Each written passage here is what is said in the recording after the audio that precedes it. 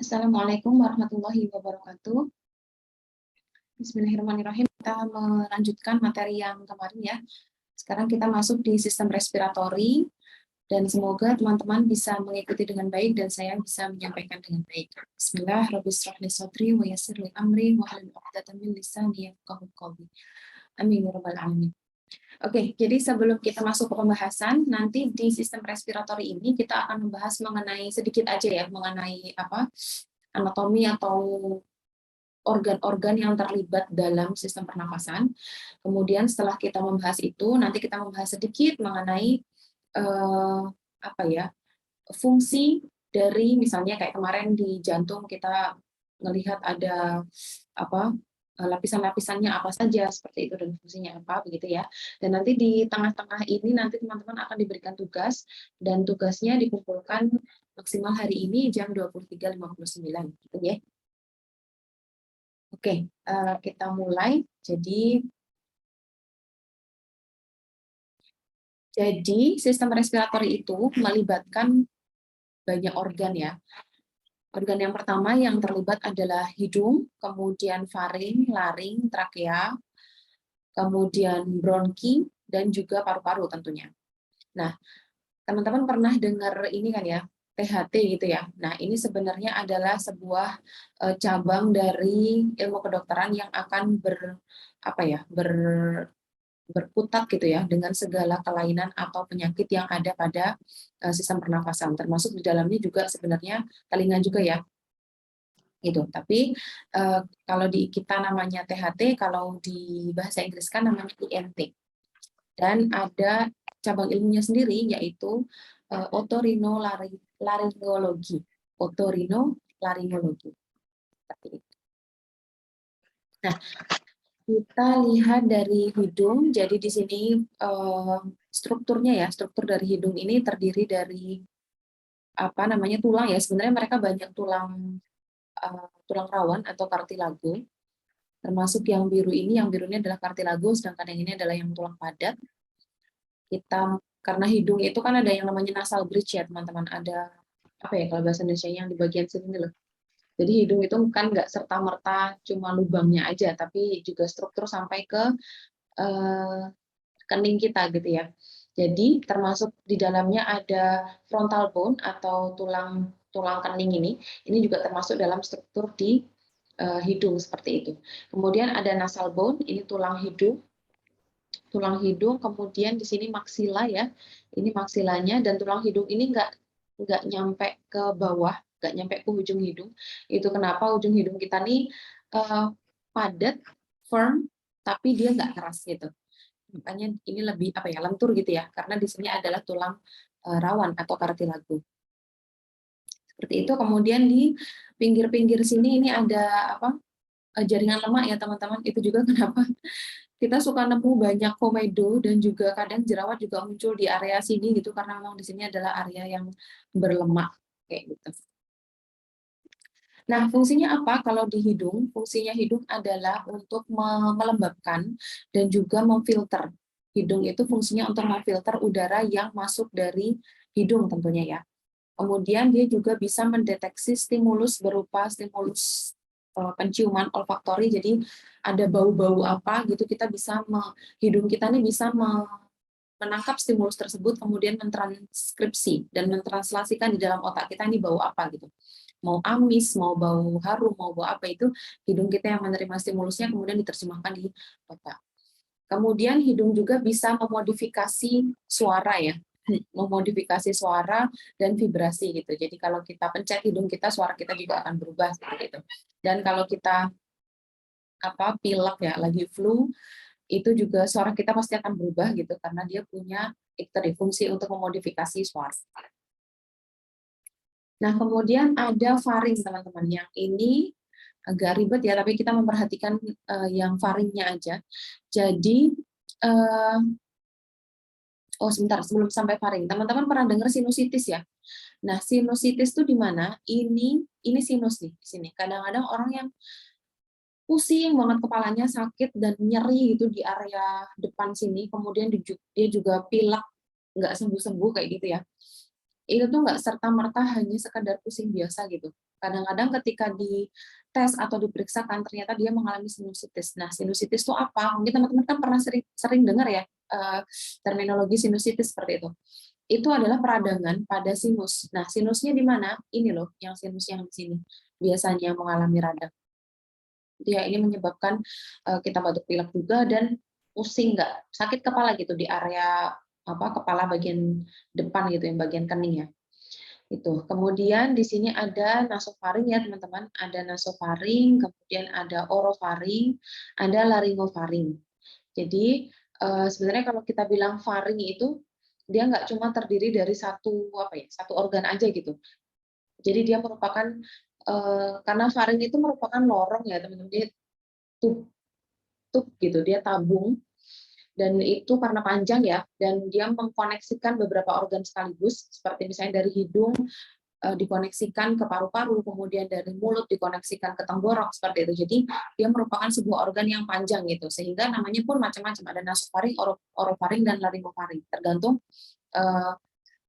Tergantung faring ini mengkoneksikan antara organ apa gitu. Contohnya nasofaring ini berarti mengkoneksikan antara hidung dengan sistem pernafasan yang di bawah dengan paru-paru seperti itu. Nah, tadi ya fungsinya dia itu merupakan passageway. Passageway itu tadi merupakan koneksi tabung yang mengkoneksikan seperti itu. Nah, yang dikoneksikan apa? Ada udara dan juga makanan. Kalau udara berarti datang dia mengkoneksikan dari hidung ya, kalau udara ya, kalau makanan yang dikoneksikan berarti dari mulut. Kemudian faring juga akan memberikan apa ya, tempat gitu ya atau ruangan untuk keluarnya suara gitu karena di dalam pada saluran di faring itu juga ada pita suara di situ, voice box ya. Letaknya di situ sehingga faring juga disebut sebagai penyedia gitu, penyedia ruang untuk memproduksi suara. Kemudian faring juga merupakan tempat beradanya tonsil. Jadi teman-teman yang suka tonsilitis, apa sih mau namanya amandel ya, suka amandel gitu. Nah itu tuh letaknya juga di faring itu tadi. Kemudian ada trakea, teman-teman. Nah, kita mulai dari struktur kasarnya dulu ya, trakea. Jadi di sini nih ada jakun ya, teman-teman. Di sini jakun, dan ini pun sebenarnya berbeda-beda tiap laki-laki ya. Dia akan menonjol gitu di laki-laki ya. Tapi tidak semua laki-laki itu juga punya jakun yang menonjol gitu. Jadi ini tidak bisa dijadikan sebagai, oh kalau nggak ada jakunnya berarti dia nggak laki-laki nih. Oh kalau kalau apa namanya kalau ada jakunnya, ya kalau ada jakunnya dia insya Allah pasti laki-laki ya. Tapi kalau tidak ada jakunnya, tidak kemudian dia oh berarti bukan laki-laki tulen gitu. Karena banyak juga kalau laki-laki yang nggak ada jakunnya. Terlepas dari dia gemuk atau enggak ya, ada juga kok yang IMT-nya ideal ya, jadi body mass index-nya ideal, tapi memang jakunnya tidak menonjol. Tapi ada juga yang memang tipenya jakunnya tuh sampai bisa kelihatan segitiga gitu, dan tapi itu bukan determinasi utama seorang itu laki-laki atau bukan seperti itu ya.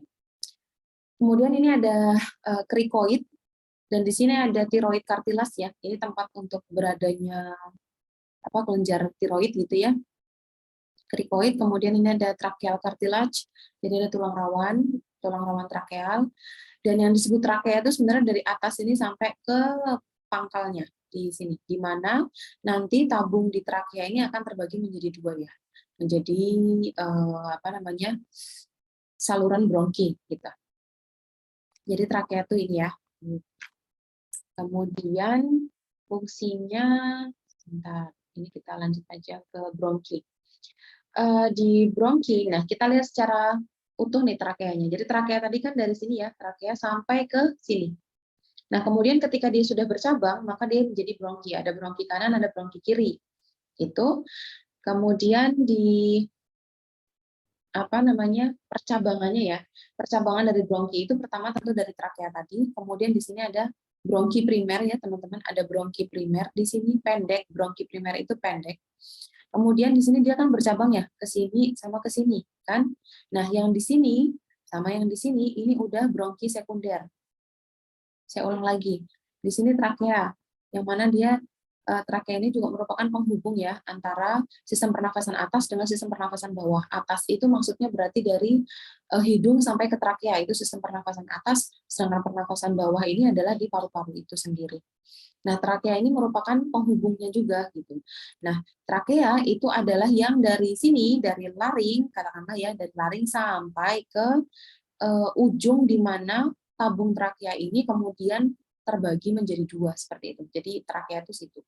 Nah, ketika terbagi menjadi dua, maka yang pendek ini namanya bronki primer, ini juga namanya bronki primer. Kemudian kita lihat bronki primer ini mengalami percabangan juga, sama kayak yang sini juga mengalami percabangan. Nah, percabangan itu maka karena ada percabangan itu maka di sini disebut sebagai bronki sekunder. Di sini juga bronki sekunder seperti itu ya. Terus tertier yang mana?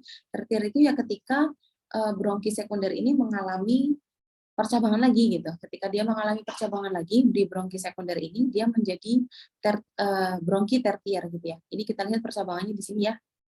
Maka di sini disebut tertier. Percabangan ini disebut bronki tertier.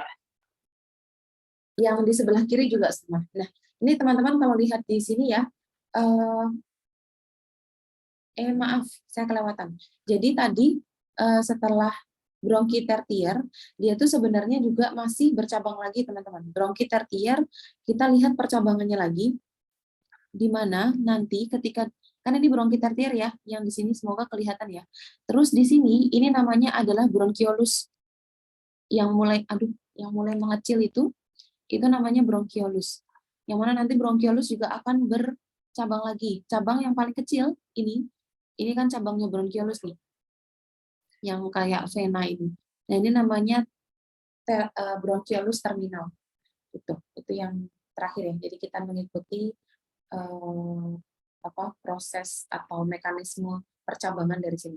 Mulai dari trakea, kemudian bronki primer, bronki sekunder, bronki tertier, bronkiolus, dan terminal bronkiolus. Ya. Nah, terus teman-teman lihat bahwa ini juga ada paru-paru di sini ya, nanti bisa lebih detailnya ada di gambar-gambar berikutnya. Cuma teman-teman lihat bahwa paru-paru itu ada paru-paru kanan sama paru-paru kiri. Nah, yang paru-paru kanan ini terbagi menjadi 3 lobus ya. Teman-teman lihat 1, 2, 3, sedangkan yang paru-paru kiri ini hanya 2 lobus. Itu. Nah, ini kita lihat lobus tersebut. Jadi, ini yang paru-paru kanan, tadi ada 3 lobus, paru-paru kiri ada 2 lobus. Sebentar. Kemudian kita lihat yang atas dulu deh, teman-teman. Kita lihat yang atas dulu. Ini ada tulang rusuk yang pertama ya, tulang rusuk yang paling atas, first rib. Kemudian yang di sini nih kita sebut sebagai apex of the lungs atau ujung paru-paru. Gitu ya, ujung paru-paru atau apex of the lungs karena dia letaknya di paling ujung. Kemudian nanti di bawah, bagian bawah paru-paru ini kita sebut sebagai base of lungs atau dasar paru-paru. Gitu ya. Kemudian kita masuk di sini, yang bagian kanan itu kita punya 3 lobus, bagian kiri punya 2 lobus. Kemudian teman-teman melihat antara lobus itu dibatasi ya oleh struktur seperti lipatan yang dinamakan visura. Jadi visura ini akan membagi gitu ya. Visura ini akan membagi paru-paru kita menjadi lobus-lobus. Kalau yang di lobus yang kanan, itu karena dia punya 2 visura, sehingga menyebabkan paru-paru kanan kita terbagi menjadi 3 lobus. Jadi jadi visura yang pertama yaitu visura yang oblik ya. Oblik itu apa ya? Di samping gitu. Oblik itu yang menyamping. Ini membagi paru-paru kanan kita menjadi 2 lobus.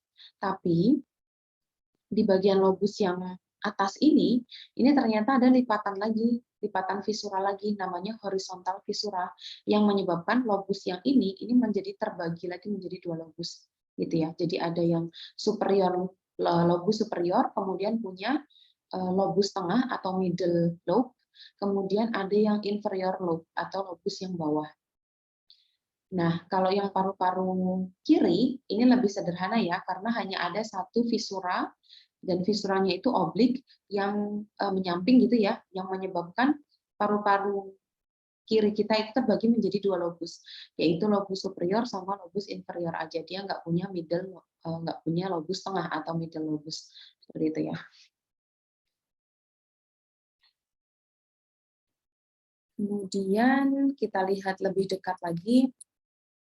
Nah, teman-teman kemarin ketika belajar sistem peredaran darah itu kan ada arteri pulmoner dan juga vena pulmoner gitu ya. Yang kalau namanya pulmoner berarti dia hubungannya dengan paru-paru. Arteri pulmoner itu berarti karena arteri itu pasti pembuluh darah, berarti pembuluh darah yang menuju ke paru-paru. Sedangkan vena pulmoner itu berarti adalah pembuluh darah vena yang menuju ke jantung. Dan kita ingat lagi kalau arteri itu berarti menjauhi jantung, kalau vena itu berarti mendekati jantung, gitu ya.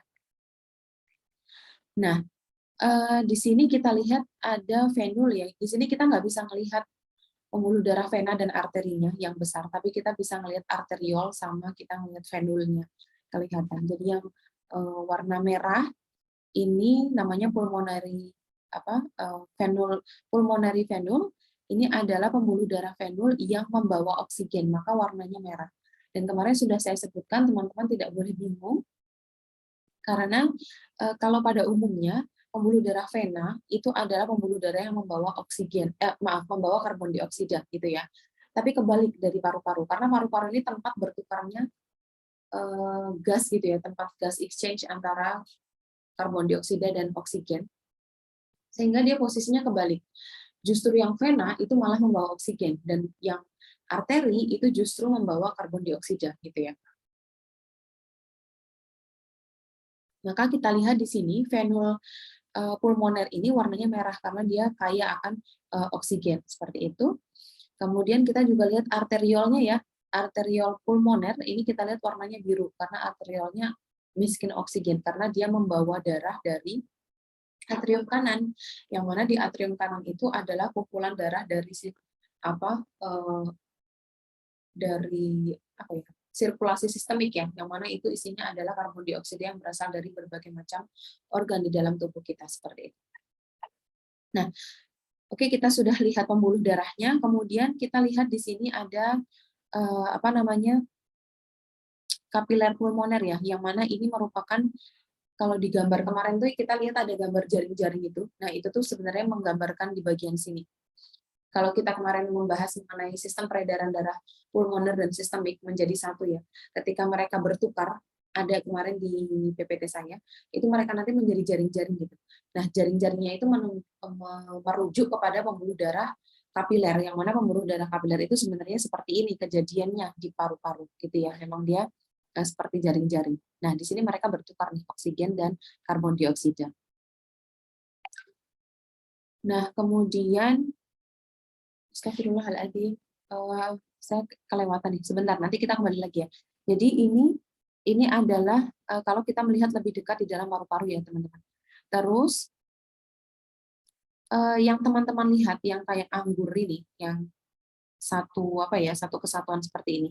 Ini disebut sebagai alveolar sac atau kantung alveolus gitu. Jadi ini merupakan alveolar sac. Kemudian ketika kita lihat lebih dalam, kecil-kecilnya ini satuannya gitu, ini yang dinamakan alveoli. Kalau ini alveolus ya, jadi kantungnya banyak gitu ya, terdiri dari banyak alveoli. Sedangkan individualnya ini namanya alveolus. Itu terus maaf ya, kita coba naik sedikit. Di mana ya gambarnya, saya kelewatan. Nah, ini tadi. Mohon maaf sebelumnya ya, terlewat ini. Jadi, teman-teman, kalau di paru-paru ini dilindungi oleh suatu lapisan yang dinamakan pleura. Nah, pleura ini bisa dibagi menjadi dua macam, yaitu pleura visceral dan pleura parietal. Pleura visceral ini melindungi paru-paru dari gesekan. Sebenarnya semuanya pleura ini melindungi paru-paru dari gesekan. Nah, kalau sifatnya yang visceral ini dia akan lebih tipis ya, visceral ini karena letaknya di dalam, jadi dia melindungi paru-paru di sini. Dia letaknya lebih tipis. Seperti jantung kemarin, kenapa dia lebih tipis dan lebih fleksibel? Karena dia memberikan ruang kepada paru-paru untuk bergerak gitu ya, untuk mengembang, mengempis seperti itu. Sedangkan yang parietal karena dia letaknya di luar, maka dia lebih rigid. Dia menjaga supaya paru-paru tidak terlalu mengembang seperti itu. Ya. Nah, makanya di sini kita lihat dia ketika lebih dekat muncul nih. Ada yang visceral di sini. Ini yang dia memberikan ruang kepada paru-paru supaya mengembang. Jadi di sini sifatnya dia lebih fleksibel gitu ya, tidak rigid.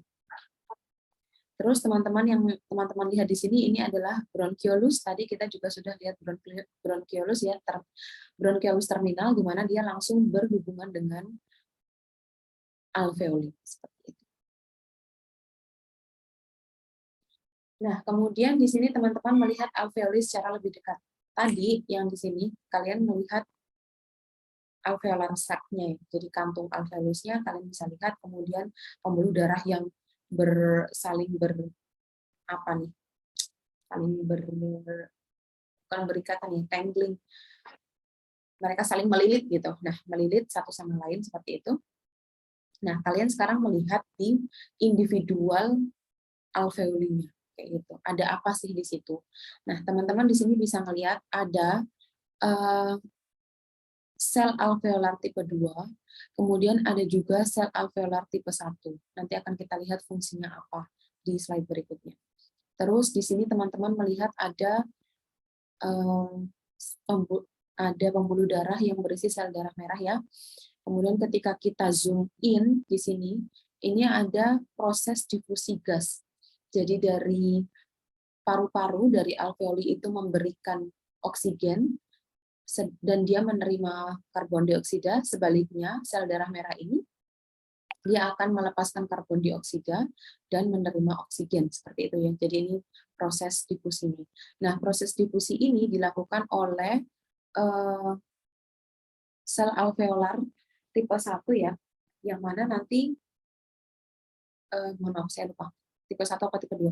Yang jelas nanti kita lihat di slide berikutnya. Yang jelas di sini ini yang mempermudah difusi itu kalau dari sisi paru-paru itu karena tipe sel alveolarnya itu membrannya sangat-sangat tipis gitu, sehingga proses difusi ini bisa lancar karena membran yang tipis ini akan meningkatkan permeabilitas dari gas gitu ya, sehingga proses pertukaran ini bisa lancar. Sedangkan kalau yang dari sisi karbon dioksida kalau dari sisi sel darah merahnya kemarin sudah kita bahas bahwa bentuknya dia yang bikonkav seperti ini sehingga memperluas luas permukaannya. Kenapa luas permukaannya perlu diperluas? Karena untuk memudahkan proses difusi ini. Jadi supaya bentuknya pipih gitu ya. Bayangkan kalau sel darah merah ini bentuknya seperti sel pada umumnya bulat gitu, bundar. Kalau bundar berarti proses difusinya ini nanti akan terbatas gitu karena area yang bisa saling bersentuhan untuk proses difusi ini menjadi lebih sempit seperti itu.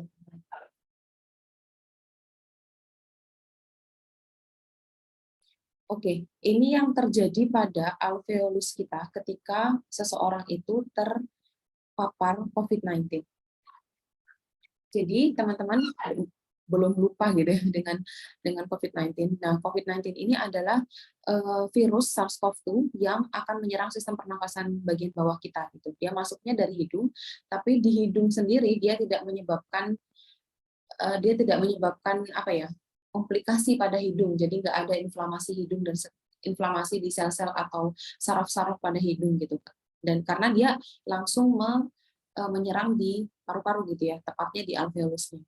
Kenapa? Karena alveolus itu yang punya reseptor untuk virus SARS-CoV-2 gitu. Sedangkan kalau di bagian lain dari tubuh kita, kecuali sistem pencernaan, itu virus ini nggak bisa nempel gitu. Jadi gimana ya?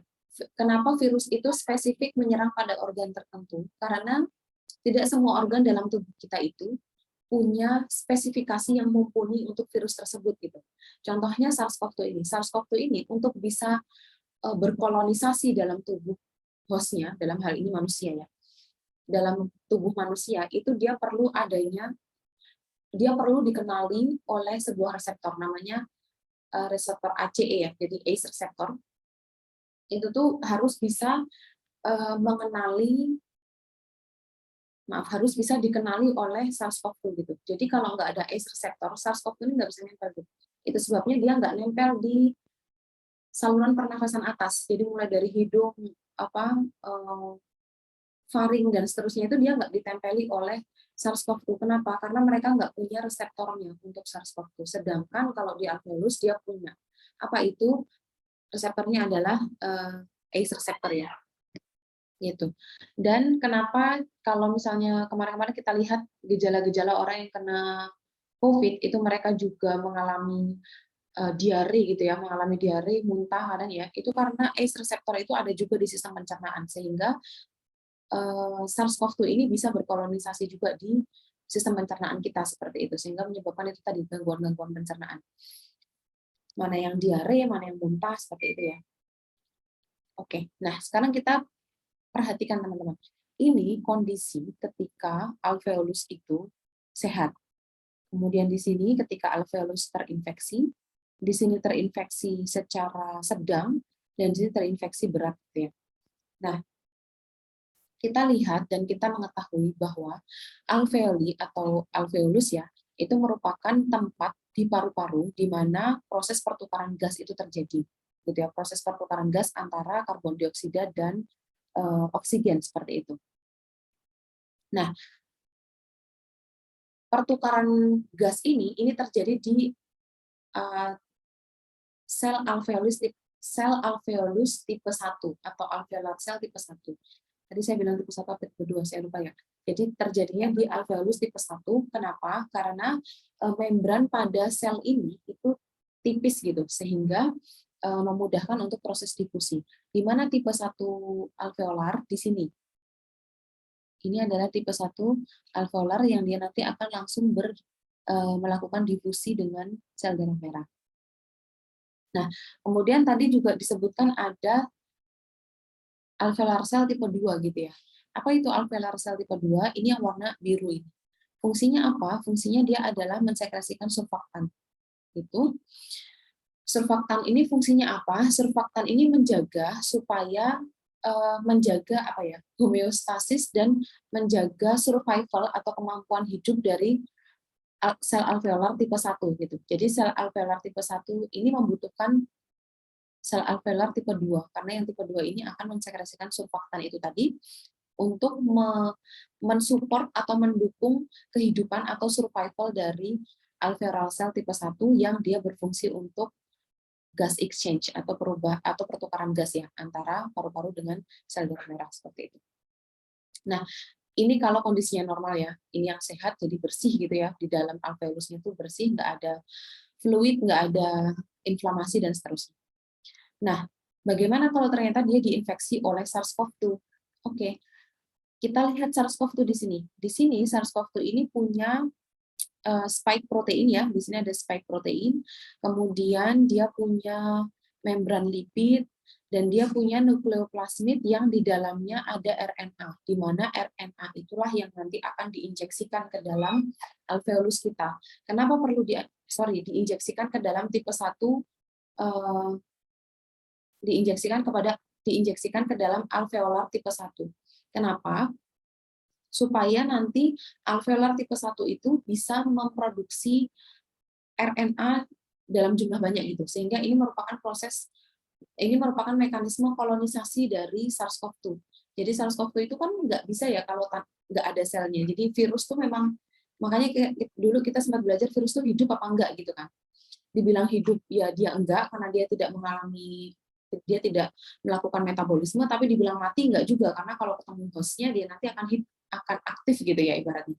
Jadi virus itu dorman gitu, nggak hidup nggak mati juga. Nah itu dia kenapa SARS-CoV-2 ini harus menemukan hostnya gitu. Siapa hostnya? Ya ini alveolar cell tipe 1 ini gitu ya. Nah kemudian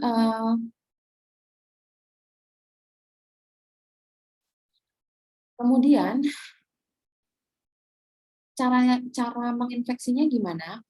Jadi tadi saya sudah bilang bahwa ada reseptor ACE ya, yang namanya reseptor ACE, atau ada ACE2 reseptor atau reseptor ACE2 gitu ya, yang dia itu ada di alveolar cell gitu, sehingga ketika SARS-CoV-2 ini menemukan reseptor ACE2 itu, maka dia menemukan kuncinya gitu, dia menemukan tempat untuk berlabuh gitu ya. Jadi dia nempel, dan ketika nempel dia akan menginjeksikan RNA-nya untuk kemudian mengambil alih mekanisme atau mengambil alih aktivitas di dalam sel tersebut. Itu kayak apa ya?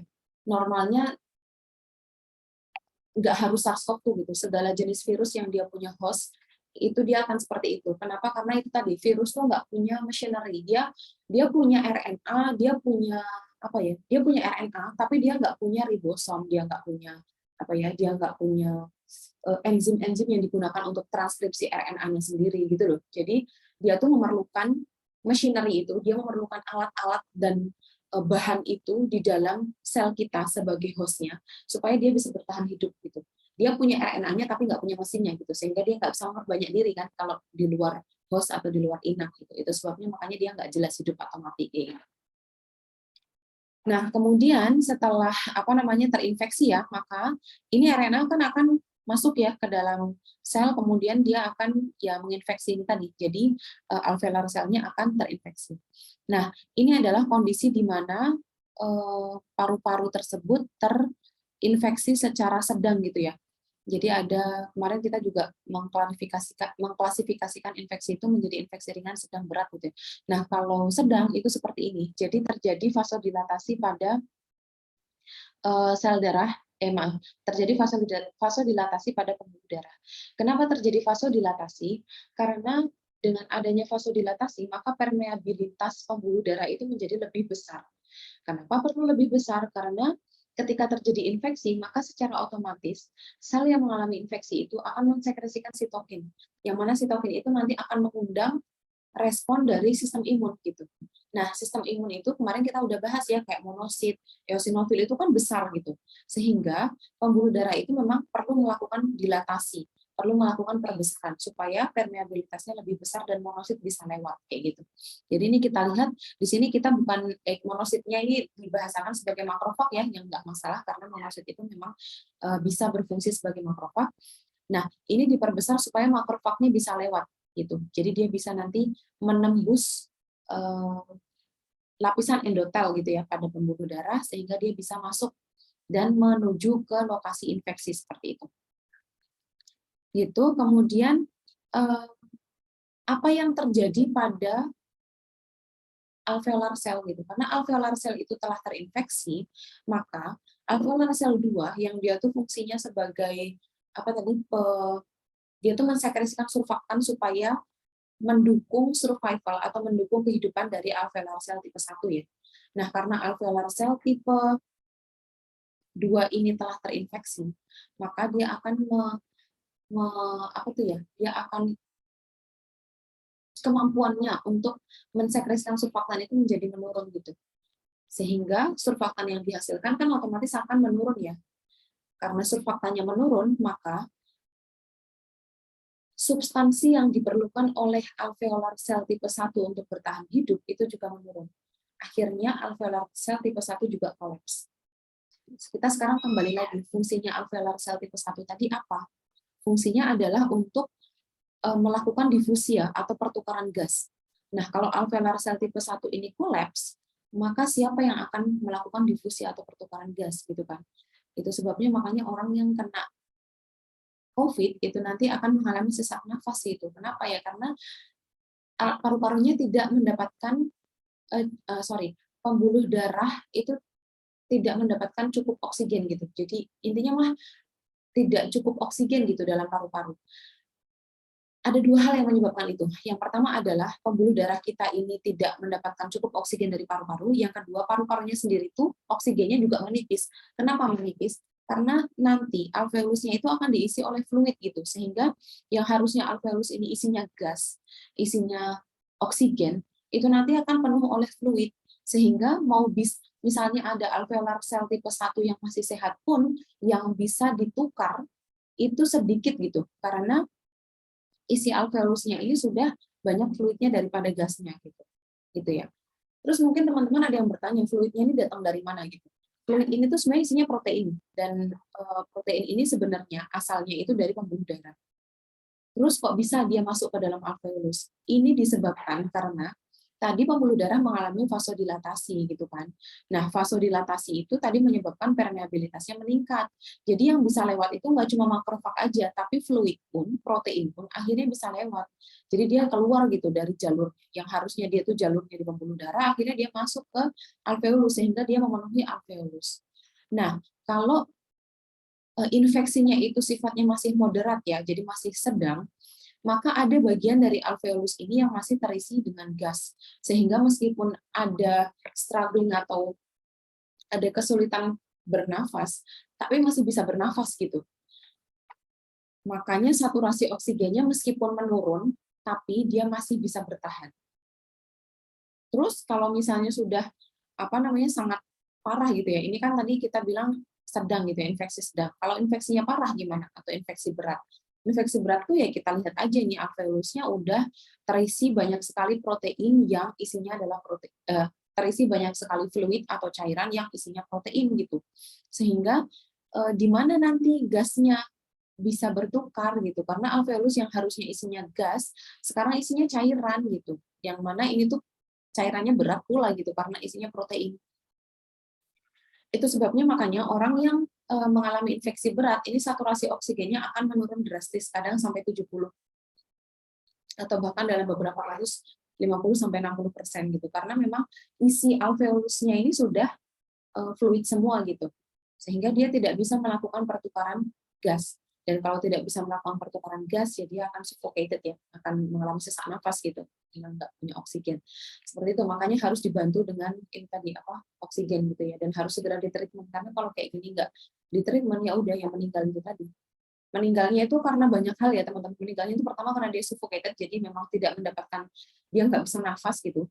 Tapi yang menyebabkan meninggal itu bukan nggak bisa nafasnya, tapi kerusakan organ karena organnya tidak mendapatkan suplai oksigen gitu. Jadi kayak mengalami organ failure ya, gagal organ gitu, mengalami gagal organ. Dan yang fatal itu kan gagal organ di otak sama di jantung gitu. Karena tidak mendapatkan suplai oksigen itu akhirnya semuanya mengalami hipoksia dan akhirnya mati. Seperti itu ya. Itu semoga teman-teman bisa memahami. Nah, kita sekarang masuk ke respirasi itu sendiri. Jadi, apa yang disebut respirasi gitu ya? Kalau kita mau belajar mengenai respirasi, itu kan pernafasan gitu ya. Ada beberapa terminologi yang perlu teman-teman ketahui.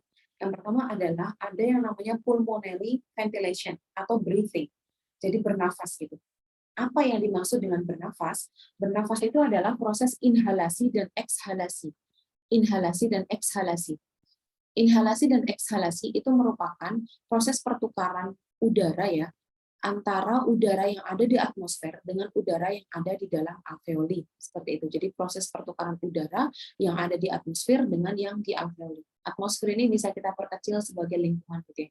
Udara yang pertukaran udara yang ada di lingkungan dengan yang ada di alveoli. Dan lingkungan ini kita tekankan berarti maksudnya adalah lingkungan ekstraseluler, jadi lingkungan luar tubuh seperti itu.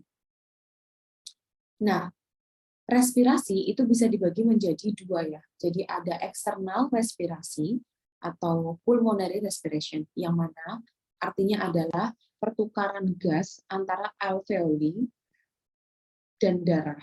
Pertukaran gas antara alveoli dan darah pada pembuluh darah kapiler pulmoner. Gitu.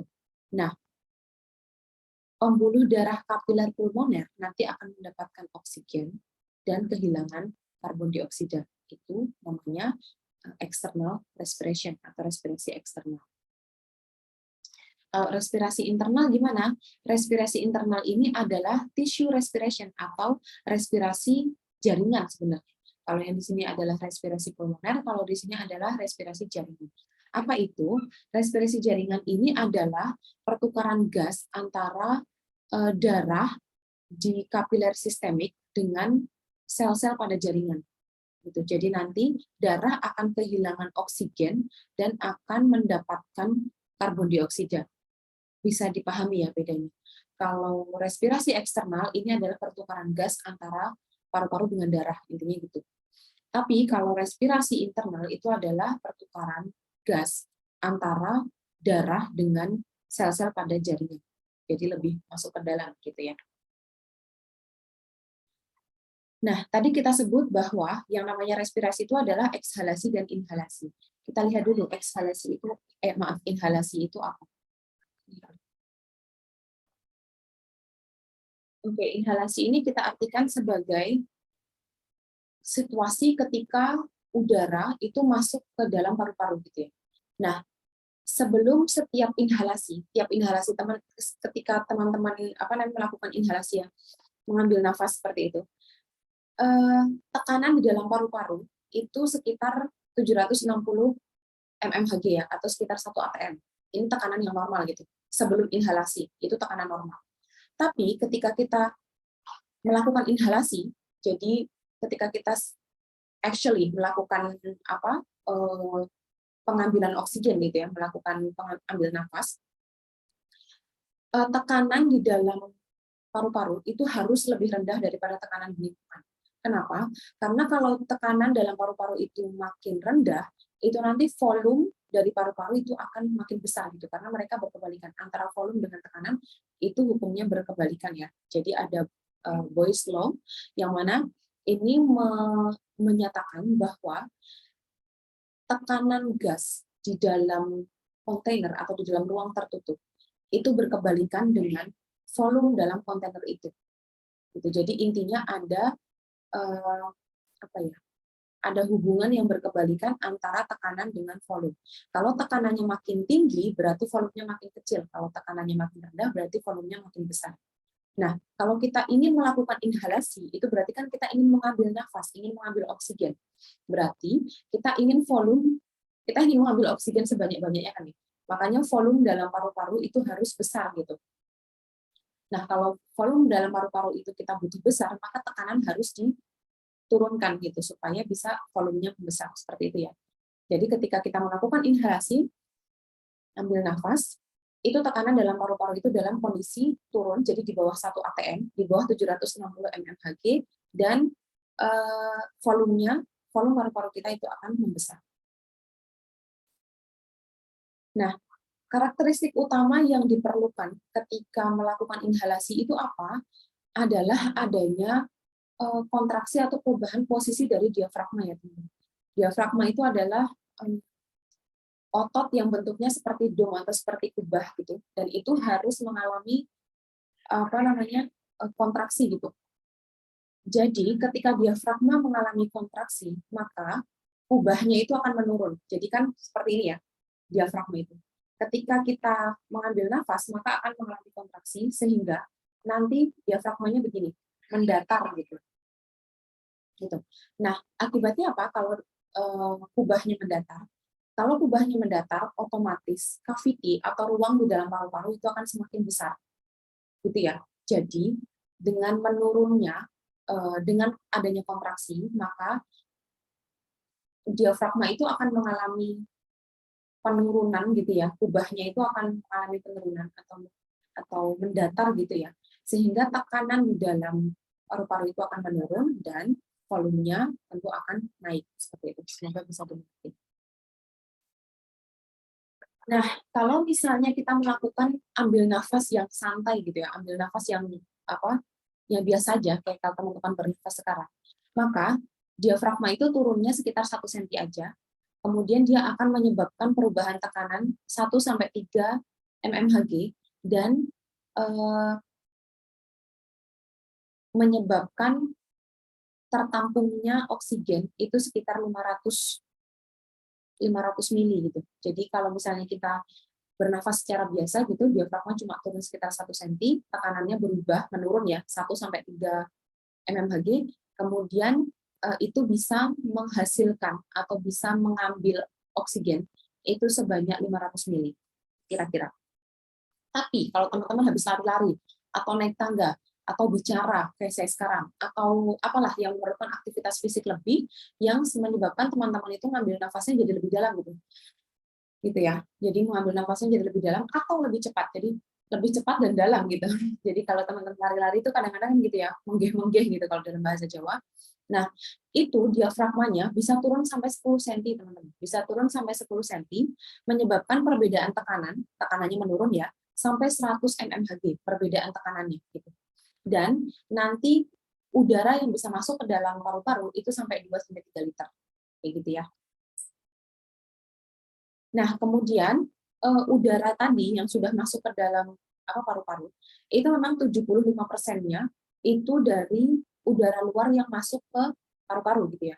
Tapi itu cuma 75%. Sisanya dari mana? 25%-nya itu adalah dari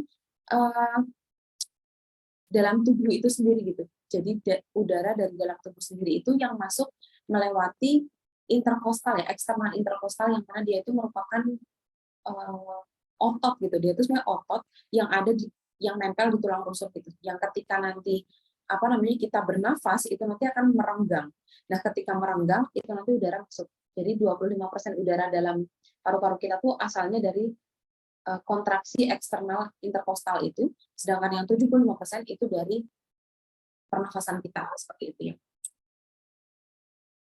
Nah, ini kondisinya kita lihat yang sebelah kanan aja ya. Kondisinya adalah ketika ekshalasi atau ketika kita mengeluarkan nafas gitu ya.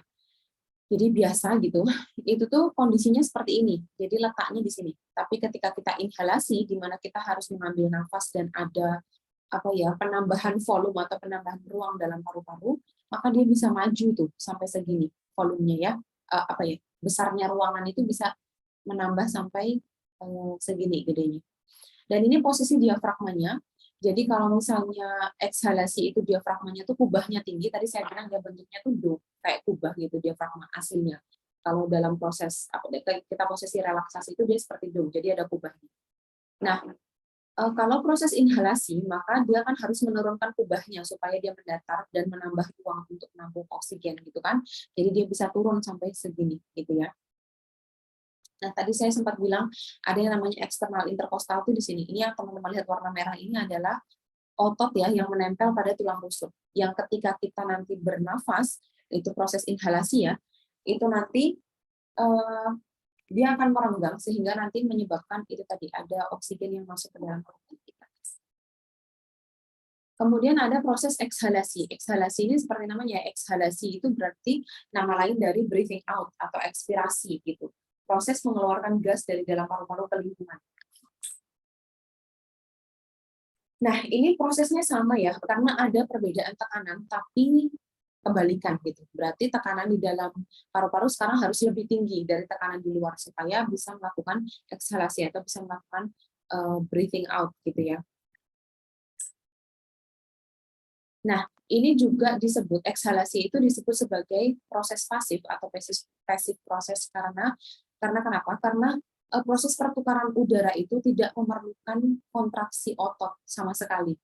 Beda sama ketika inhalasi. Kalau inhalasi itu kan otot banyak yang kontraksi, termasuk diafragma juga, termasuk eksternal interkostal,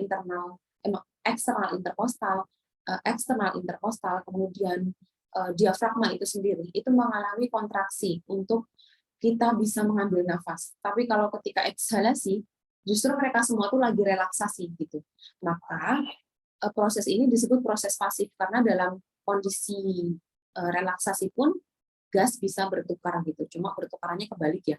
Jadi sekarang kita punya oksigen yang harus kita keluarkan ke dalam tubuh, sedangkan kalau tadi kita perlu oksigen dimasukkan ke dalam tubuh.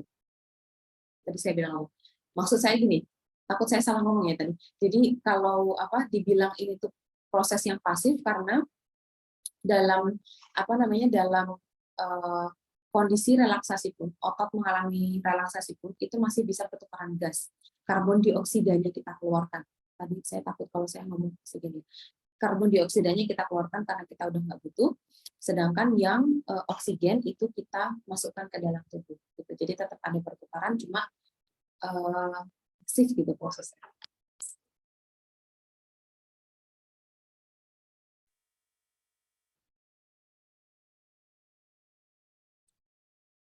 Nah, kemudian kapan ekshalasi ini terjadi? Ekshalasi ini terjadi ketika seluruh otot respirasi itu mengalami relaksasi. Gitu. Jadi diafragma relaksasi, kemudian menyebabkan dome-nya naik ya, ujung kubahnya itu naik ke atas, dia mengalami relaksasi, kemudian eksternal interkostal juga relaksasi, dan tulang rusuk kembali seperti semula. Jadi apa ya? Tidak merenggang lagi gitu. Karena kalau posisi kita sedang berambil nafas, itu tulang rusuk kita tuh merenggang gitu, jaraknya makin panjang. Tapi ini kembali lagi seperti semula, jadi jaraknya menyempit seperti itu. Nah, ini proses ketika ekshalasi ya teman-teman. Jadi di sini adalah kondisi di mana diafragma itu mengalami relaksasi, istirahat ya. Jadi tekanan di udara, tekanan di atmosfer itu 760 mmHg, dan tekanan di alveolus juga 760, terus tekanan di paru-paru juga 756. Sebenarnya lebih rendah gitu ya.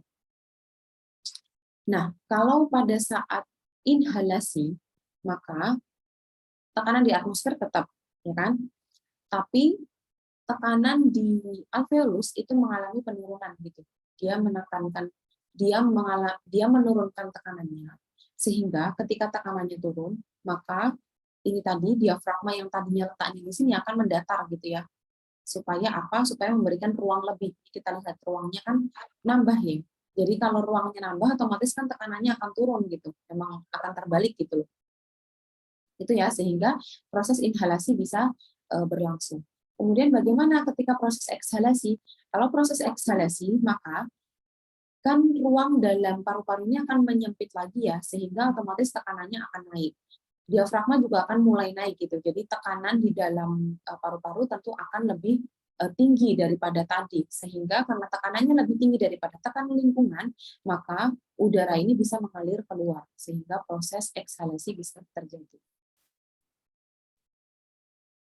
Nah, terus kita akan belajar mengenai volume dari paru-paru dan juga kapasitas. Volume dan kapasitas dari paru-paru. Ini ada beberapa terminologi yang teman-teman perlu memfamiliarkan diri ya. Jadi, orang dewasa yang normal dan sehat itu kira-kira bernafas 12 kali ketika kondisi santai. Ketika kita santai, kita kan dewasa ya, kita dewasa sehat dalam kondisi normal dan santai, itu kita bernafas sekitar 12 kali per menit itu, dan kita melakukan pertukaran udara itu sekitar 500 mili dalam tiap pernafasan ya, tiap pernafasan seperti itu. Kondisi saya sekarang ini tidak normal, kondisi teman-teman normal karena teman-teman hanya mendengarkan. Karena kondisi saya berbicara, itu pernafasan saya akan lebih cepat daripada teman-teman. Jadi saya mungkin bisa 20 kali bernafas tiap menitnya seperti itu. Nah, volume yang didapatkan oleh paru-paru ketika volume yang didapatkan oleh paru-paru dalam satu kali pernafasan itu dinamakan volume tidal. Jelas. Nah, kalau total volume dari udara yang didapatkan oleh paru-paru kita setiap menit itu dinamakan minute ventilation atau MV. Kalau yang di sini tadi hitungannya adalah tiap kali pernafasan, itu dinamakan volume tidal. Kalau MV itu adalah volume total paru-paru yang didapatkan oleh tubuh kita, baik dari proses inhalasi maupun ekshalasi setiap menit. Jadi satuannya setiap menit. Nah, MV itu didapatkan dari 12 kali 500 mili, sehingga kita dapat 6 liter per menit. 12 kali itu dapatnya dari mana? Ini tadi bahwa rata-rata orang dewasa normal sehat itu bernafas 12 kali per menit.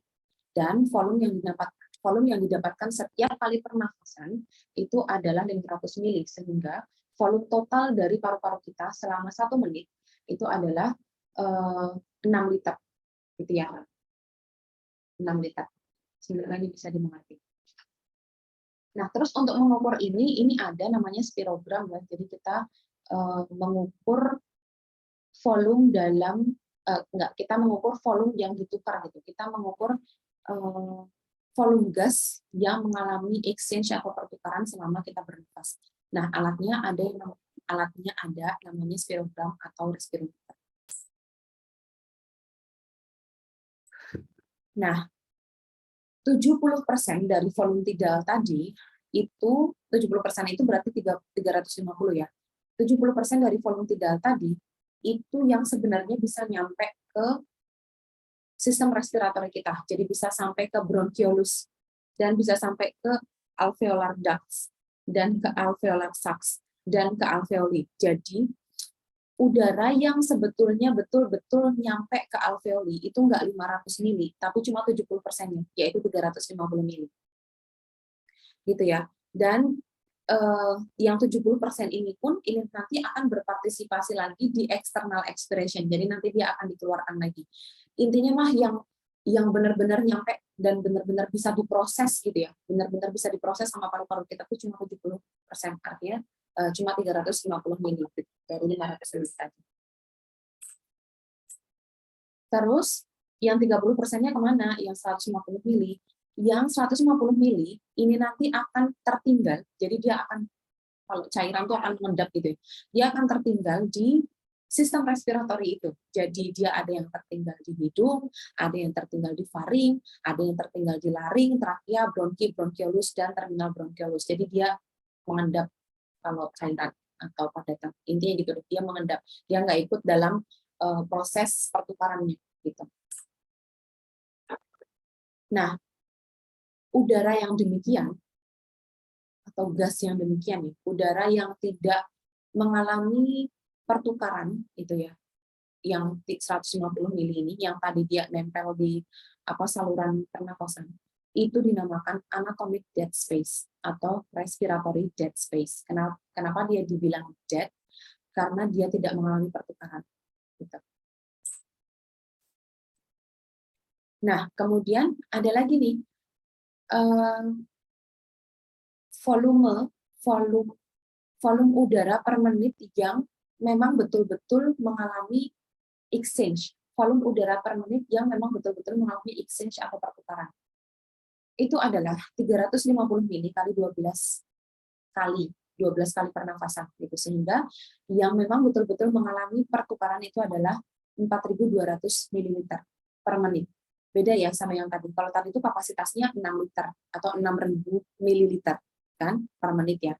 Tapi yang sebenarnya bisa yang sebenarnya bisa bertukar itu cuma 4.200. Artinya yang memang dia tuh bergerak, udaranya bergerak. Itu cuma 4.200 mili. Sedangkan sisanya yang 1.800 itu dia itu tadi disebut sebagai respiratory dead space karena dia tidak mengalami pertukaran seperti itu. Nah, kemudian kalau kita melakukan forceful breathing atau kita melakukan pernafasan yang luar biasa, yang effortnya tuh gede gitu. Nafas banget itu, ambil nafas sekuatnya. Kalau ketika kita mengambil nafas sekuatnya, itu nanti akan berbeda lagi volumenya antara laki-laki dan perempuan. Dan itu pun nggak cuma dibedakan dengan gender ya, tapi juga dibedakan dengan tinggi dengan pendek atau tinggi tubuh seseorang tersebut dan usia seseorang tersebut. Jadi pernafasan seperti tadi yang dipaksa, pernafasan dipaksa sekuatnya, itu nanti volumenya akan jauh lebih besar pada laki-laki tinggi muda daripada yang perempuan pendek dan lebih tua, gitu ya. Jadi kalau forceful breathing ini nanti akan dipengaruhi oleh berbagai faktor, 3 faktor setidaknya di sini. Yang pertama adalah gender, kemudian tinggi badan ya, dan usia. Nah, kemudian kalau kita melakukan deep breath, jadi kita melakukan ambil nafas dalam, misalnya kayak ambil nafas dalam gitu, itu tuh laki-laki itu bisa mengambil nafas sampai 3.100 mili. Kalau perempuan 1.900 mili, gitu ya. Nah, tambahan ini disebut inspiratory reserve volume. Jadi volume reserve. volume reserve ini berarti selisih dari 3.100 dikurangi 500 gitu. Karena yang 500 ini tadi kan kalau kita nafas biasa kita bisa dapat 500. Kalau yang 3.100 ini kita ngambil nafas dalam forceful ya, sekuatnya gitu, kita dapat 3.100 buat yang laki-laki dan 1.900 buat perempuan. Nah, tambahan ini, jadi selisihnya ini 3.100 dikurangi 500 itu berapa? 2.600 ya. 2.600 mili ini disebut sebagai reserve volume. Gitu ya. Kemudian selanjutnya adalah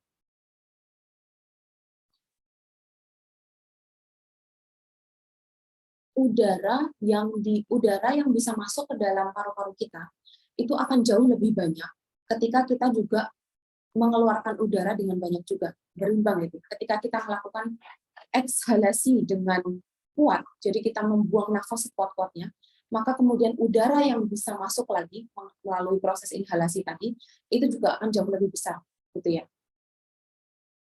Nah, udara yang kita keluarkan dengan sekuat-kuatnya tadi, itu tadi selisih dengan udara yang kita keluarkan pada saat normal, itu disebut expiratory reserve volume. Jadi, kalau pada saat normal, itu kita bisa mendorong udara keluar. Itu kalau pada perempuan seperti saya ini 700 mili, kalau pada laki-laki sampai 1.200 mili. Jadi expiratory reserve volume ini adalah 200 mili karena yang dihitung adalah 200 mili, yang dihitung adalah selisih antara 700 mili tadi yang akibat dari kita mengeluarkan udara sekuat-kuatnya dikurangi dengan kondisi ketika kita mengeluarkan udara semampunya, sebiasanya, normal gitu. Ekshalasi secara normal itu kan 500 misalnya ya. Nah, ini kalau kita ekshalasi dengan kuat itu 700. Jadi expiratory reserve volume-nya adalah 200 karena selisih dari 700 dikurangi 500. Oke, kemudian ada lagi yang dinamakan residual volume. Di mana residual volume ini adalah jumlahnya 1.200 pada laki-laki dan 1.100 pada perempuan. Asalnya dari mana? Asalnya adalah ketika kita melakukan pernafasan keluar ya. Jadi kita melakukan ekshalasi dengan sekuat-kuatnya. Itu pun bukan berarti bahwa di dalam paru-paru kita itu terus nggak ada udara lagi, ada. Udara sisa ini tadi itu namanya residual volume gitu, udara residu yang mana ini tidak bisa diukur menggunakan respirometer karena dia nempel di dalam di dalam saluran pernafasan kita. Nah, kemudian ketika misalnya teman-teman kavitas toraks itu dibuka, jadi dada kita dibuka gitu ya, maka nanti tekanan intrapleural itu nanti akan naik menyesuaikan dengan tekanan dalam lingkungan gitu. Dan dia akan mengeluarkan residual volume. Nggak semuanya, tapi akan dikeluarkan sebagian dari residual volume tadi. Tapi syarat ini tadi, itu dada harus dibuka, sternum dibuka. Terus, ya itulah, toraks itu dibuka gitu ya, sehingga residual volume bisa keluar. Tapi, meskipun sudah dibuka gitu aja, masih ada yang namanya minimal volume. Jadi masih ada udara yang dia tuh nggak bisa dikeluarin dari situ. Itu namanya minimal volume. Nah, biasanya minimal volume ini digunakan untuk ngetes apakah bayi itu mati dalam kandungan atau dia mati dibunuh. Tahu kan ya teman-teman kalau kasus-kasus aborsi gitu. Kasus-kasus aborsi gitu kadang-kadang tuh ibunya bilang atau bukan ibunya ya, pelakunya lah, nggak tahu siapa, bisa bapaknya, bisa ibunya, bisa dokternya, siapa aja, itu bilang kalau dia tuh lahir udah mati gitu, jadi stillbirth ya, jadi dia mati di kandungan, udah sempurna tapi mati di kandungan. Oke, dibuktikan dengan otopsi. Caranya gimana? Itu tadi dibuka toraksnya, kemudian nanti di paru-parunya itu diambil, kemudian ditaruh di dalam air, dia ngambang nggak? Kalau dia ngambang, artinya itu ada minimal volume. berarti ada udara. Implikasinya apa? Berarti bayi ini sempat bernafas sebelumnya. Dan dia kemudian meninggal, atau dibunuh, atau sakit, terserah apa sirkumstansinya. Tapi kalau paru-paru tadi kemudian tenggelam, itu berarti tidak ada minimal volume. Berarti bayi ini belum pernah menghirup udara. Seperti itu. Itu kadang-kadang ada yang menggunakan metode seperti ini untuk menentukan apakah bayi itu korban pembunuhan atau bukan. Itu. Kemudian nanti teman-teman bisa membaca sendiri ya. Jadi ada inspiratory capacity, ada functional residual capacity, ada vital capacity, nanti mana ditambah mana, tadi sudah dijelaskan sebelumnya ya. Jadi misalnya inspiratory capacity, kalau ditanya inspiratory capacity itu berapa gitu, oh berarti ditambah aja nih, tidal volume ditambah inspiratory reserve volume, jadi 500 ditambah 3.100 pada laki-laki, jadi ada 3.600, atau 500 ditambah 1.900 pada perempuan, jadi 2.400 gitu ya. Terus ditanya functional residual capacity berapa? Berarti residual volume ditambah expiratory reserve volume. Ini juga volumenya ditambahkan seperti yang sudah dijelaskan sebelumnya. Gitu ya. Terus nanti misalnya ditanya kapasitas total paru-paru itu berapa? Kalau ditanya kapasitas total berarti vital capacity itu ditambah residual volume. Jadi vital capacity pada laki-laki itu 4.800, kalau pada perempuan itu 3.100. Ditambah residual volume. Kalau pada laki-laki residual volume-nya 1.200, kalau pada perempuan residual volume-nya 1.100. Sehingga kalau pada laki-laki itu didapatkan total lung capacity itu 6.000, kalau pada perempuan 4.200. Ini kembali lagi ke perhitungan awal kita tadi ya, gitu ya. Normalnya gitu. Walaupun nanti yang akhirnya bisa bisa di exchange itu jumlahnya nggak sekian, tapi ini namanya total lung ya, jadi total lung capacity, jadi kapasitas total yang bisa dimasukkan dalam paru-paru kita, gitu. Yang bisa ditahan oleh paru-paru kita tuh 6.000 mili untuk laki-laki, 4.200 mili untuk perempuan. Oke, seperti itu saja kira-kira teman-teman yang bisa saya sampaikan. Apabila ada pertanyaan, dipersilakan. Sembari saya melakukan presensi. Monggo, apabila ada pertanyaan langsung aja ya. Ibu, saya izin bertanya. Monggo, Mbak Rizkia. Bu Bulan, kalau bedanya pernafasan dada sama pernafasan perut itu apa ya, Bu? Kalau dalam hal ini? Pernafasan dada sama pernafasan perut. Coba Mbak Rizkia rasakan sendiri ketika Mbak Rizkia ambil nafas yang mana Mbak Rizkia juga melebarkan atau melakukan kontraksi dari perut. Gitu. Kalau Mbak Rizkia pernafasan dada, itu berarti perut kita ngempis, Mbak. Tapi kalau kita melakukan pernafasan perut, berarti perut kita pun juga ikut inflated, perut kita juga ikut mengembang gitu. Gitu ya. Tapi itu nanti yang udaranya memang akan jauh lebih besar, tapi itu berarti tidak bisa menggunakan perhitungan yang kita jelaskan tadi. Kalau kita tadi kan menjelaskan perhitungannya kan berdasarkan pernafasan dada ya. Jadi mili-mili yang kita dapatkan tadi itu berdasarkan pernafasan dada. Kalau pernafasan perut, saya nggak tahu cara ngitungnya gimana. Iya Bu, maksudnya itu nanti udaranya sistemnya tetap sama atau ada perbedaan gitu Bu? Kalau misal kita pakai pernafasan perut, Sistem yang tetap mana diarahin ke maksudnya kalau udara kita serap itu kan kalau misal pernafasan dada itu masuknya ke paru-paru ya Bu. Tapi kalau pernafasan perut itu nanti dia juga akan masuk ke paru-paru atau kemana gitu Bu? Bisa jadi Mbak masuk ke paru-paru. Karena tadi kan kita sempat sebutkan ya bahwa 70% udara dari paru-paru itu kan datangnya dari luar ya, dari eksternal ya. Sedangkan 25%-nya itu dari kontraksi otot interkostal, ya kan? Yang mana otot interkostal itu nanti akan menyebabkan adanya udara yang masuk ke paru-paru yang asalnya itu dari dalam tubuh gitu. Karena dalam tubuh kita sendiri kan juga ada gas gitu kan ya. Nah, itu nanti akan menyumbang 25% dari volume udara di paru-paru. Jadi kalau pertanyaan Mbak Rizkia tadi bahwa apakah ketika kita melakukan pernafasan perut, kemudian udara yang tadi dari perut itu apakah bisa masuk paru-paru gitu kan ya? Itu bisa jadi iya, Bu. karena itu tadi masuknya nggak lewat hidung, nggak lewat saluran pernafasan, tapi masuknya lewat otot interkostal yang tadi merenggang dan juga tulang-tulang rusuk yang tadi merenggang itu kemudian dimasuki udara yang dari dalam tubuh seperti itu. Oh iya Bulan. Terus Bulan saya mau tanya lagi, kalau misal kita menghirup udara, itu kan nanti yang akan diikat sama si alveolusnya itu kan, apa namanya, oksigen aja ya Bu, padahal di udara itu, apa namanya, nggak cuman ada oksigen aja. Nah itu ada filternya nggak ya Bu? Enggak lah Mbak, Apa enggak gimana? cuma Masih oksigen Mbak. masih nggak kebayang gitu Bu, kok bisa cuman oksigen aja yang di ini sama si alveolusnya. Enggak, sebenarnya enggak cuma oksigen aja yang bertukar itu banyak.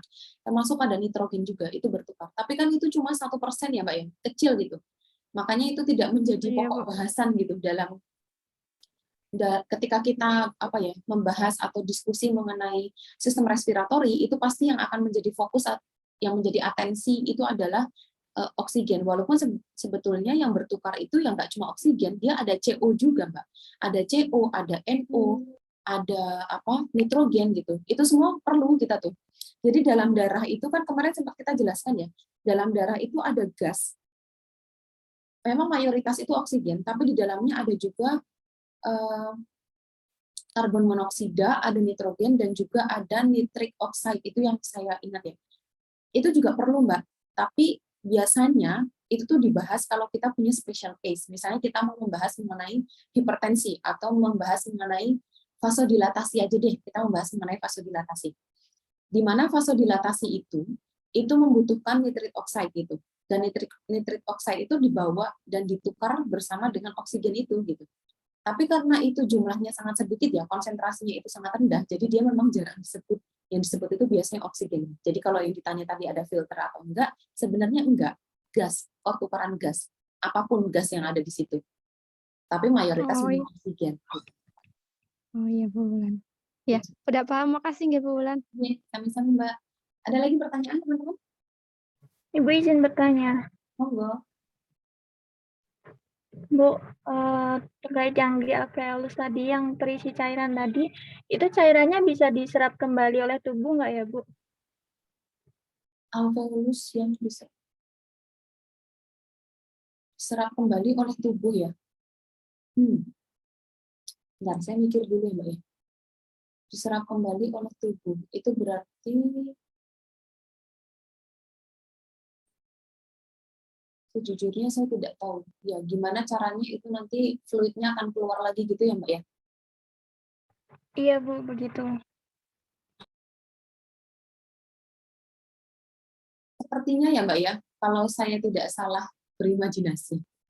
Jadi misalnya kita mengalami bronkitis atau kita mengalami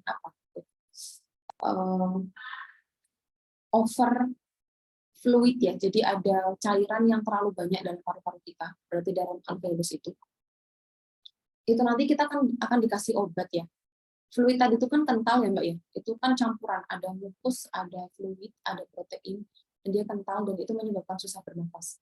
Nah, biasanya obat yang dikasih ke kita itu akan mencairkan fluid tersebut dan juga mukus gitu, sehingga nanti akan lebih mudah dikeluarkan ketika kita batuk atau ketika kita bersin atau ada mekanisme seperti itu ya, ketika kita batuk, ketika kita bersin itu nanti bisa mengeluarkan cairan itu, tapi syaratnya dia harus itu di treatmentnya itu biasanya untuk pengenceran fluid tersebut itu kalau saya nggak salah ya Mbak, tapi saya tidak tahu, itu hanya bayangan saya harus baca kali. Mungkin seperti itu Mbak Salsa. Baik Bu. Oh ya Bu, ada pertanyaan lagi dari saya. Ya. Itu kalau misalnya alveolus itu misalnya cairannya nggak bisa keluar ya Bu ya. Nah itu si alveolus ini bisa tumbuh lagi nggak Bu? Atau tumbuh yang baru gitu? Alveolus itu Atau nggak bisa tumbuh ya Mbak, setahu saya. Yang bisa diregenerasi itu adalah alveolar cell-nya. Jadi ada tipe 1, tipe 2 tadi ya. Nah, alveolar cell tipe 2 itu selain sekresikan surfaktan, dia itu sebenarnya juga merupakan progenitor dari alveolar cell tipe 1. Jadi dia itu kayak stem cell gitu loh Mbak. Jadi kalau alveolar cell tipe 1-nya itu kolaps atau dia mengalami kerusakan, itu nanti alveolar cell tipe 2 ini nanti akan berdiferensiasi menjadi alveolar cell tipe 1 kalau dibutuhkan gitu. Jadi kalau yang ditanya alveolusnya itu bisa tumbuh lagi atau enggak, saya rasa enggak. yang bisa diregenerasi itu alveolar cell-nya. Gitu, Mbak. Berarti gelembung alveolus itu nggak bisa bertambah ya, Bu ya? Saya rasa tidak bisa ya, Mbak ya. Oke. Terima kasih, Bu. Saya jadi penasaran, Mbak. Saya cari dulu ya.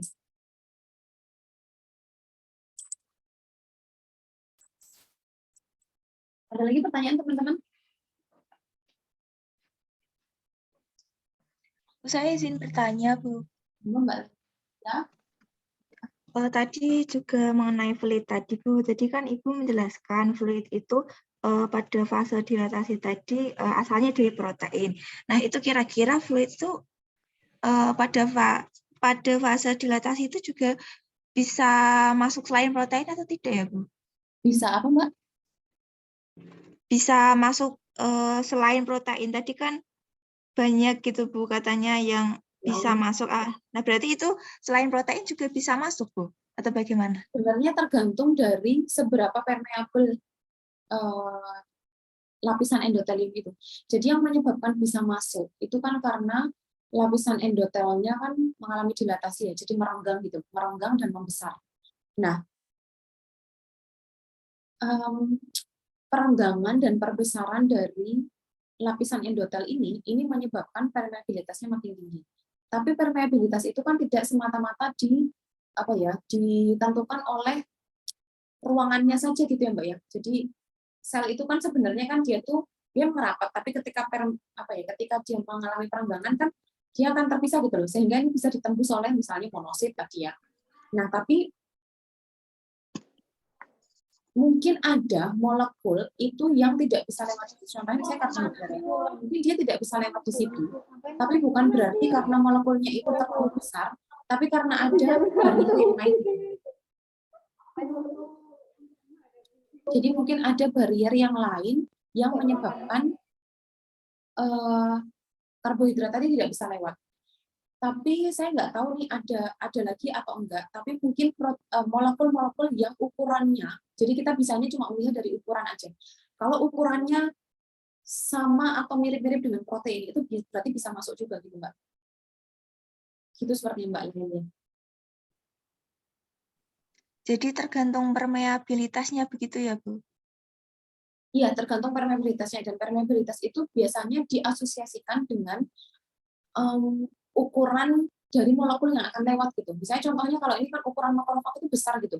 Sehingga kalau makrofag aja bisa lewat dengan permeabilitas yang seperti itu berarti molekul yang lebih kecil seperti protein itu bisa lewat. Berarti molekul-molekul yang mirip dengan protein ukurannya itu juga bisa lewat juga.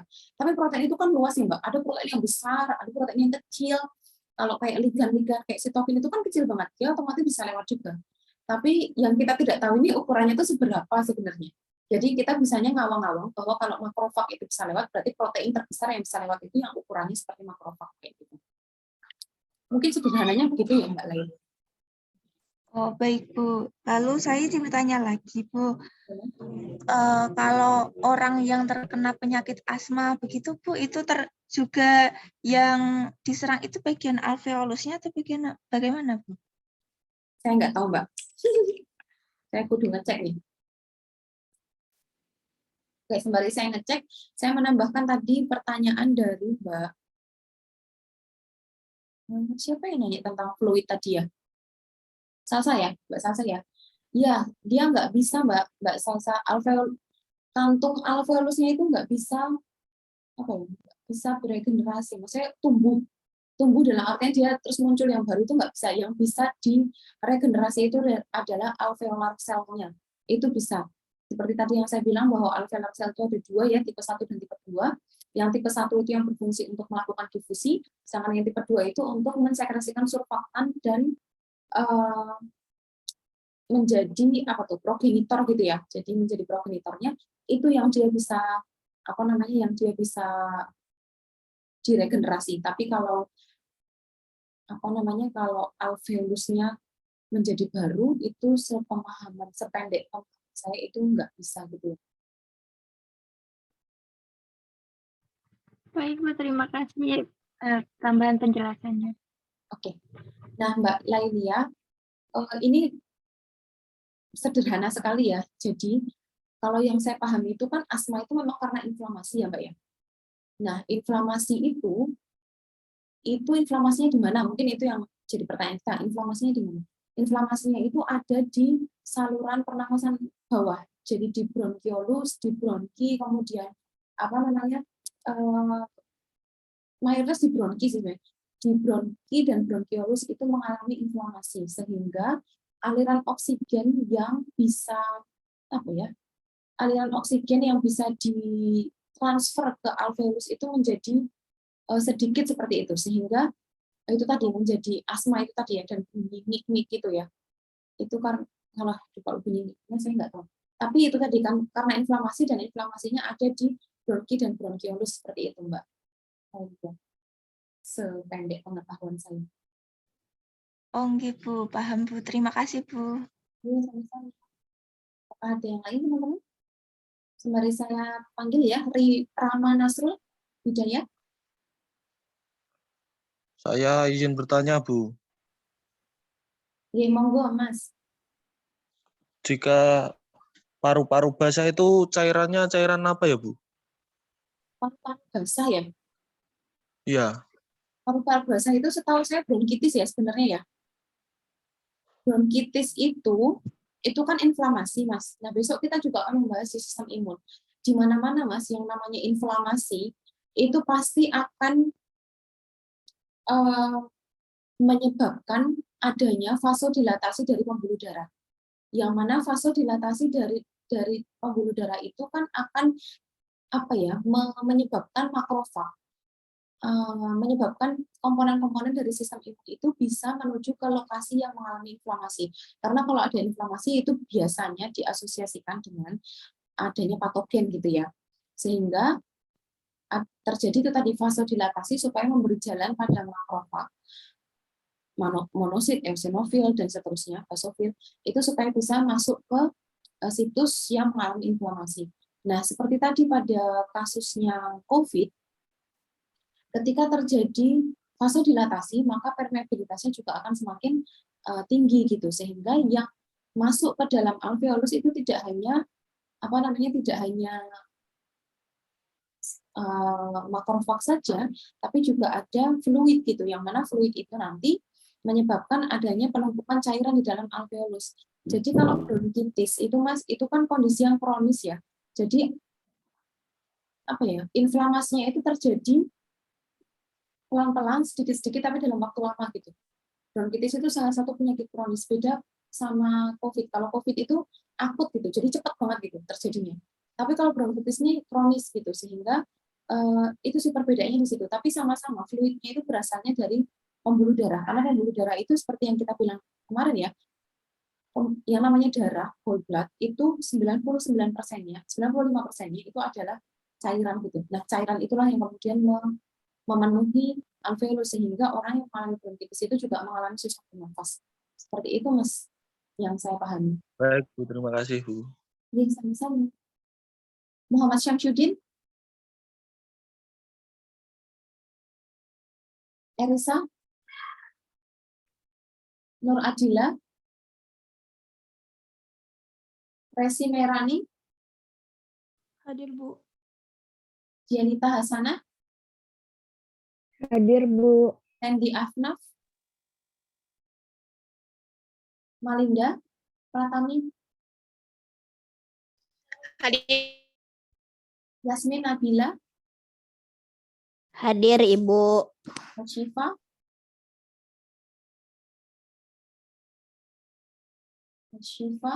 hadir, oke. Khairunisa Mutakiyah, Hadir, Bu. Putri Puspita, Hadir, Bu. Aulia Syafadila, Hadir, Ibu. Siti Fuji, Hadir, Ibu. Mutaharatus. Hadir, Bu. Ini stop dulu.